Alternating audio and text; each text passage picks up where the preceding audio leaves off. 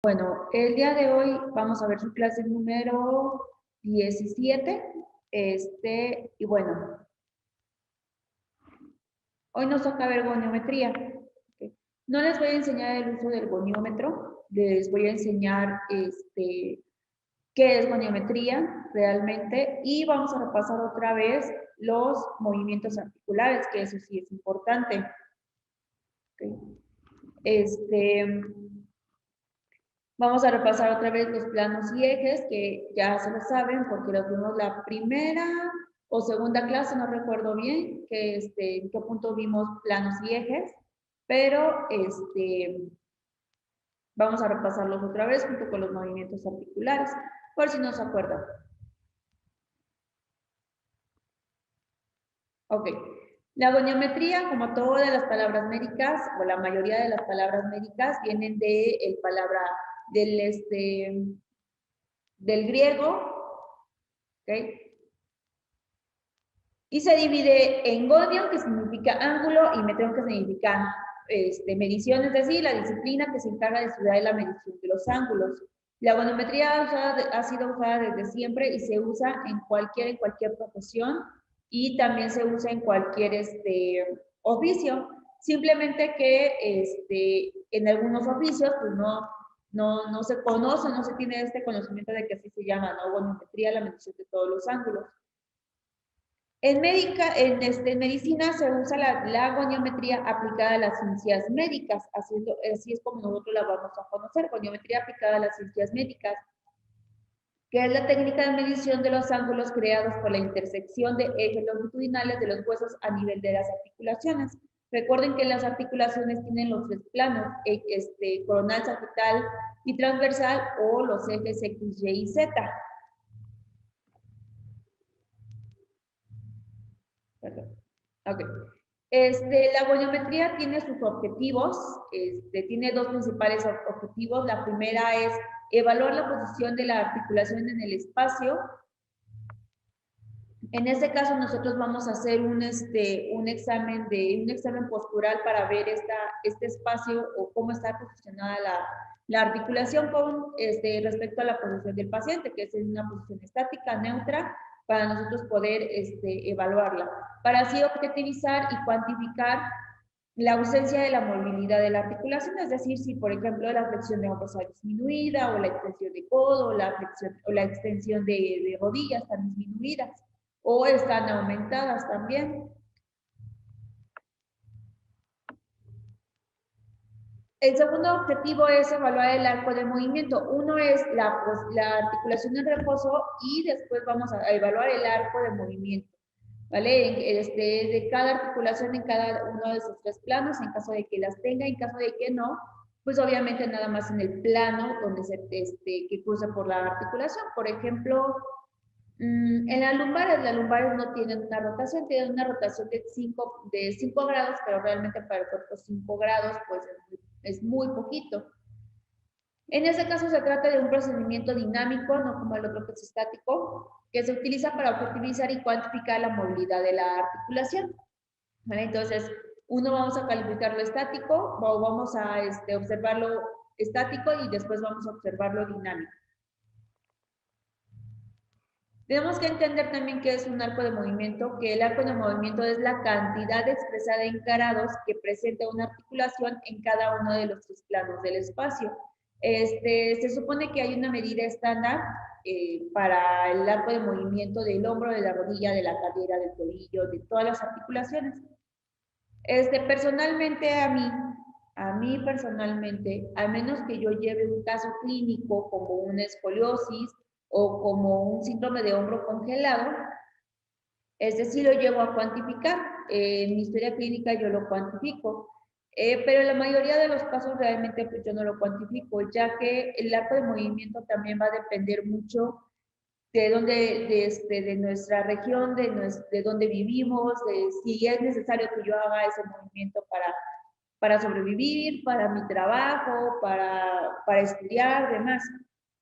Entonces, realmente a mí no me gusta esa parte como tan cuadrada de flexión de hombros son 90 y flexión máxima de hombros son 180 grados. Hay personas que no llegan a los 180 grados Y no quiere decir que porque no llegue a los 180 grados esté mal. Claro que está bien, pero como no los tiene, no tiene 180 grados y la bibliografía dice que debe de tener 180 grados de extensión, o perdón, de flexión, entonces su flexión está disminuida, cuando en la mayoría de los casos esto no es verdad.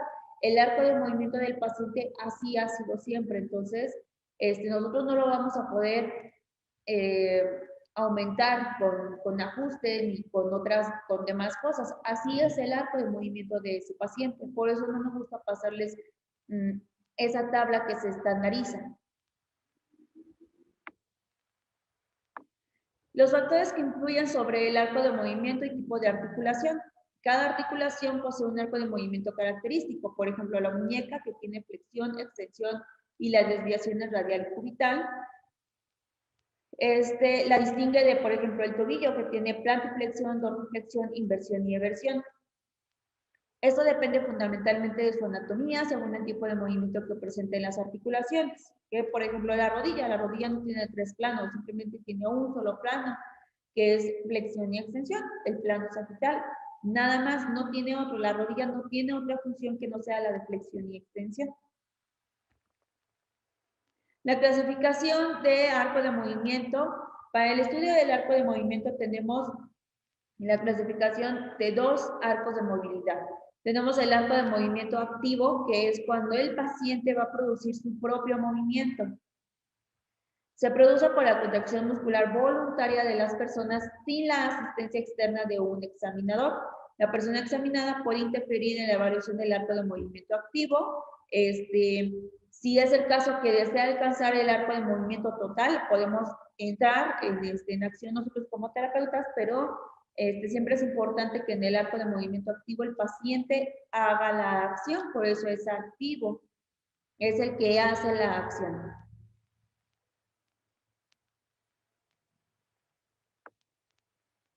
¿Vale? Tengan en cuenta también que el arco de movimiento activo provee información sobre la fuerza muscular y la coordinación del movimiento. Y en arco de movimiento activo el paciente puede incrementar o mejorar su fuerza muscular, la capacidad de contracción voluntaria.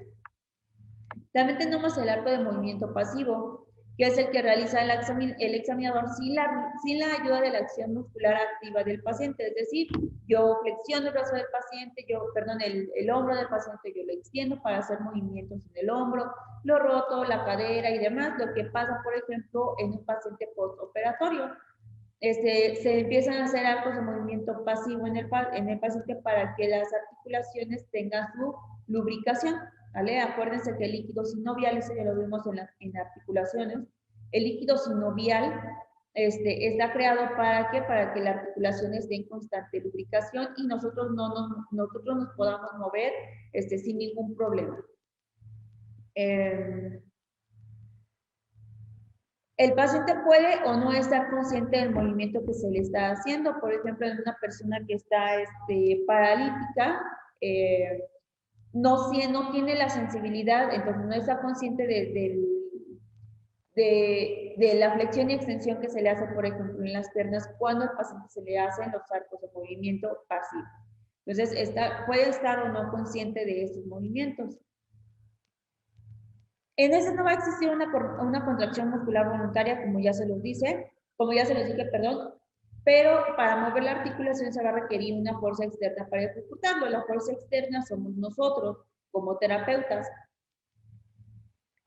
¿Cuál es la diferencia entre el activo y el pasivo? Que el pasivo provee una información sobre la integridad de las superficies articulares y de la cápsula y músculos. Y el activo actúa directamente sobre esa contracción muscular, sobre esa fuerza muscular y sobre esa coordinación de movimiento.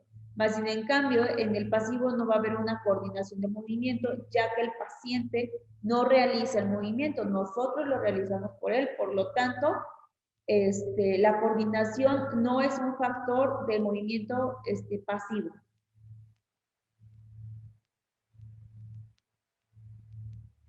Si la articulación es forzada en un extremo, puede resultar dañada. Por favor, si nosotros conocemos hasta dónde llega la extensión de la rodilla, pues no vamos a hiperextender, no vamos a hiperflexionar, es hasta donde el paciente nos marque su límite fisiológico articular.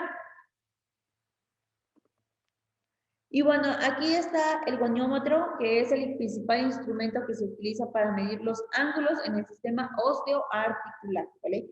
La articulación del hueso no mide fuerza muscular, no mide qué tanto el músculo se puede contraer, se puede relajar, no, mide el sistema osteoarticular, el hueso, la articulación de un hueso contra el otro. Se trata de un instrumento práctico, cuesta como 12 pesos, 15, el más caro cuesta como 50 pesos.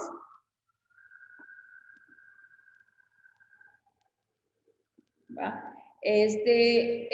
Regularmente el goniómetro es flexible, entonces es casi imposible de que se rompa, no se compren. Si se quieren comprar uno, no se vayan a comprar uno rígido, cómprense uno flexible, que así vienen, flexibles, casi siempre son transparentes o son de colores, pero transparentes. ¿Va? Los goniómetros poseen un cuerpo, ¿vale? Que por lo regular es el brazo fijo, pero, perdón, posee un cuerpo y poseen dos brazos, uno fijo y otro móvil. El fijo se va a quedar sobre el hueso y el móvil se va a mover sobre la articulación. ¿Va? El cuerpo del goniómetro en realidad es un transportador de 180 a 360 grados. El punto central del goniómetro se llama axis. ¿Yo por qué? Porque es un punto sobre todo donde todo lo demás va a girar. Entonces, bueno, yo ya les vuelvo a repetir, a mí no me gusta estandarizar los arcos de movimiento debido a que todos los pacientes son diferentes, no todos alcanzan los 180 grados, no todos alcanzan los 30 grados, los 50, los 60, no todos lo alcanzan y no por eso quiere decir que mi paciente esté mal, ¿vale? Entonces, por eso yo no les paso una tabla tal cual, cuántos son los grados que tiene cada articulación, pero sí tenemos que repasar los movimientos articulares.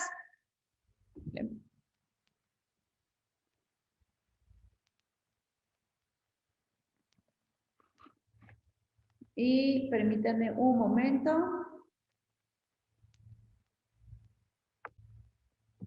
Movimientos articulares del hombro, flexión, extensión, abducción ABD, aducción AD, rotación interna y rotación externa en ese orden.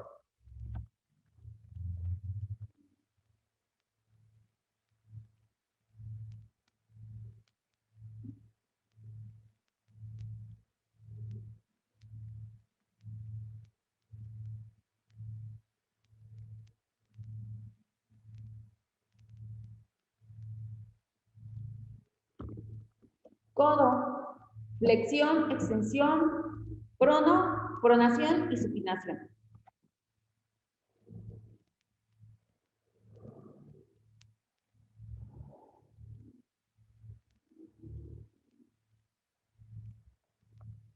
Muñeca, flexión, extensión, desviación radial y desviación cubital. Flexión. Movimientos de miembro superior. Vamos con movimientos, movimientos articulares de miembro inferior. Cadera, flexión, extensión, abducción ABD, aducción AD, rotación interna y rotación externa en ese orden.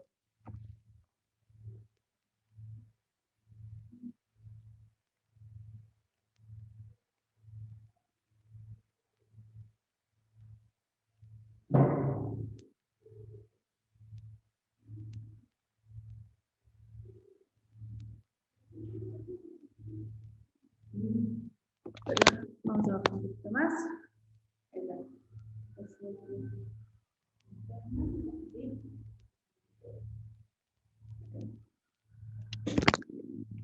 Rodilla, flexión y extensión.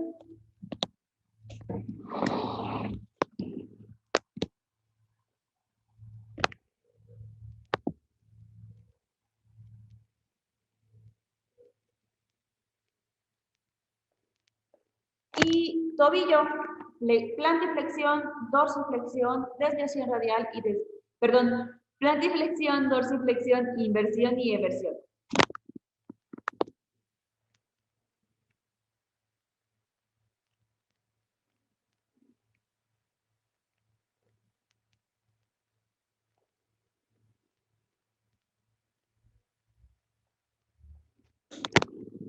Y columna.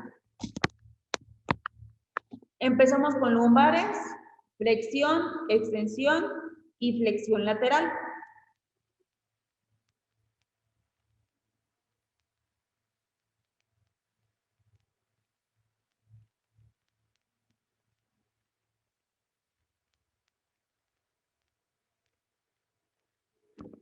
Torácicas. Flexión, extensión, flexión lateral y rotación.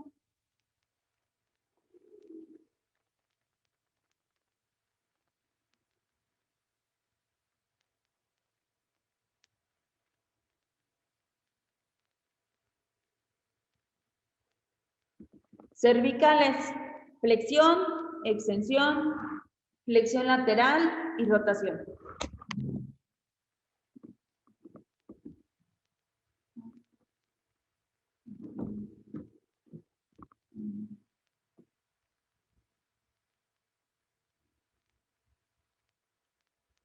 Entonces, esos son los movimientos articulares que vimos. Nos falta anteroproyección, retroproyección, elevación y depresión. ¿Sí? Anteroproyección, por ejemplo, lo vamos a demostrar con hombro.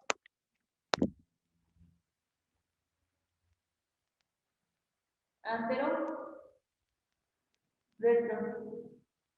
La anteroproyección y la retroproyección también se da en malleolos externos, rodilla, cadera, hombro y conducto auditivo o cabeza, ¿vale? Elevación o depresión, por ejemplo, la mandíbula hace elevación y depresión. Depresión, elevación, ¿vale? Depresión cuando abren, elevación cuando sube. Otro hueso que hace esto es la escápula. La escápula también eleva y deprime.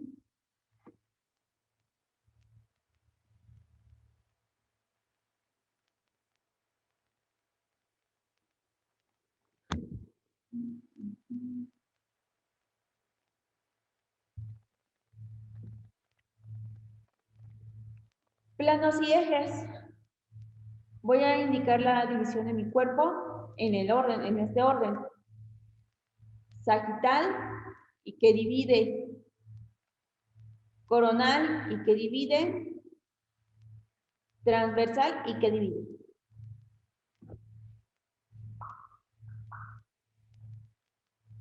Sagital, izquierda a derecha. Coronal, anterior posterior. Transversal, superior, inferior.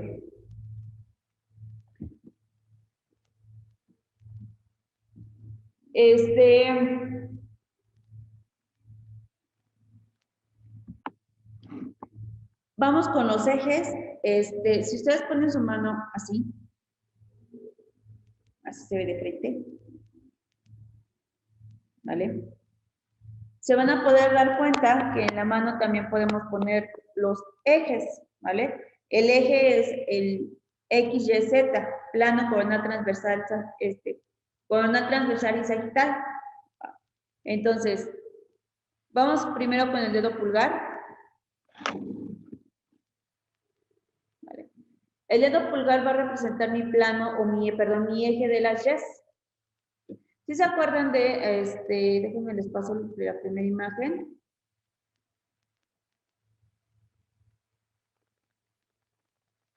Ok.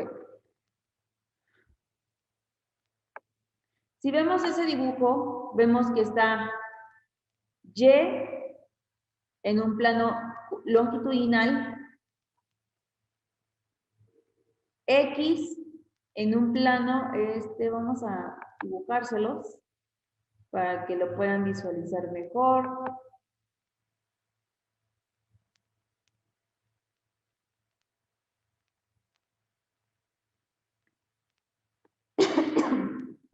Perdón.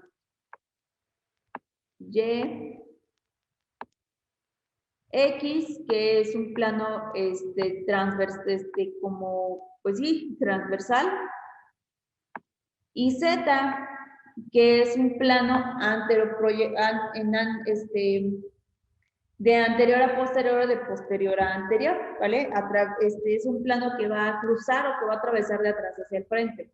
Entonces, ustedes van a poner, a ver, que cada eje va a rotar sobre su propio eje, ¿vale? A pesar de esto, suena como raro, pero cada eje se mueve sobre su propio eje, no puede moverse de manera diferente. Entonces, si yo pongo mi manita así, este es el plano de las yes, ¿vale? Mi dedo pulgar. Y si el pulgar se puede mover sobre su propio eje, pues nada más va a hacer esto. ¿Vale? Perdón, si lo muevo. Ok. Nada más va a poner a hacer esto. Entonces, este es un movimiento de rotación. Entonces, el plano de las yes hace el movimiento de rotación. ¿Vale? ¿Y sobre cuál nosotros podemos rotar? Sobre nuestro plano transversal. Entonces, Y es igual al plano transversal. Vamos a poner aquí la T mayúscula nada más para no servir tanto. ¿Vale? Y sobre el plano transversal, ¿qué podemos hacer? Pues rotaciones. Vamos a poner aquí de rotaciones, ¿no? Ahí está. Todo lo que se parezca a una rotación se hace sobre el plano del transversal y sobre el eje de las Y. Después tenemos el plano de nuestras Z, perdón, de nuestras X, Y, X. ¿Vale? Entonces, si el X se puede mover sobre su propio eje, es decir, hace esto, yo le pongo aquí un tope, hace esto. Okay. Entonces, el eje de las X me sirve para hacer flexión, extensión, flexión, extensión. No me sirve para otra cosa que no sea flexión y extensión. ¿Ah? Entonces, ¿sobre qué? Sobre flexión y extensión, ¿sobre qué plano nos estamos moviendo? Sobre el plano sagital, y vamos a poner aquí una S de sagital, que hace los movimientos de flexión, F, y E de extensión, ¿va? Y finalmente vamos sobre el eje de las zetas, que nos atraviesa de anterior a posterior o de posterior a anterior. Igual, si yo le pongo un tope aquí, entonces yo puedo nada más hacer este movimiento, ¿vale? Que es abducción y aducción o flexión lateral. Entonces, el plano de las zetas corresponde a mi eje coronal, porque sobre el eje coronal nosotros podemos hacer abducciones, aducciones y podemos movernos hacia flexión lateral. Entonces vamos a ponerle aquí A, B, D y A, D. Todos los movimientos que se parezcan a esto se hacen sobre un plano coronal. Entonces nosotros ya podemos entender mejor cómo es que el cuerpo se mueve, ¿vale? No hay rotoflexiones, no hay flexoextensiones, no hay rotaciones externas con flexiones, ¿vale? Es un solo movimiento, se mueve de atrás hacia el frente, no se puede mover de atrás hacia un lado. No se puede mover, se mueve de arriba hacia abajo, de abajo hacia arriba, en un solo eje, no se puede mover de arriba hacia el frente, ¿vale? Entonces, ¿por qué? Porque si se mueve de arriba hacia el frente, entonces no tiene dos movimientos articulares, no tiene uno, tiene dos movimientos articulares. ¿Va? En este caso, el movimiento que yo les estoy diciendo, se mueve de atrás hacia el frente, el cual no existe, se tuvo que haber un movimiento de inferior a superior y de posterior a anterior para que la vértebra o el segmento óseo se haya movido de esa forma.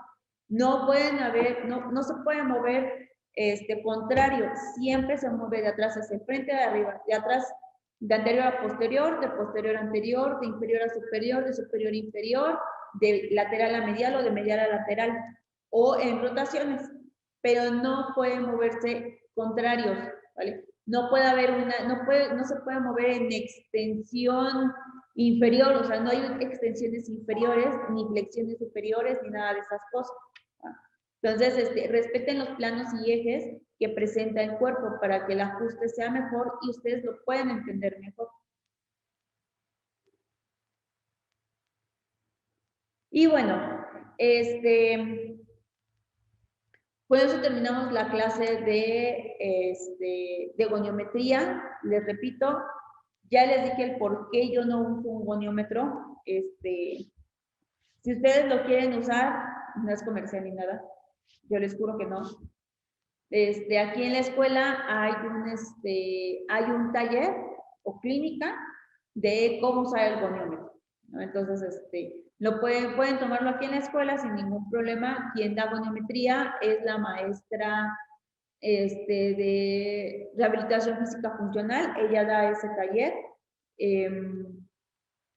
Si lo quieren tomar en cuenta, pueden asistir o pueden venir al taller.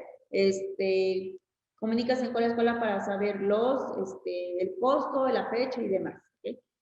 No es comercial, solamente es si desean saber usar el goniómetro, pueden tomar ese taller o clínica, no me acuerdo cómo se maneja como taller como clínica. Pero hasta aquí acabamos la clase del día de hoy y espero verlos la siguiente clase.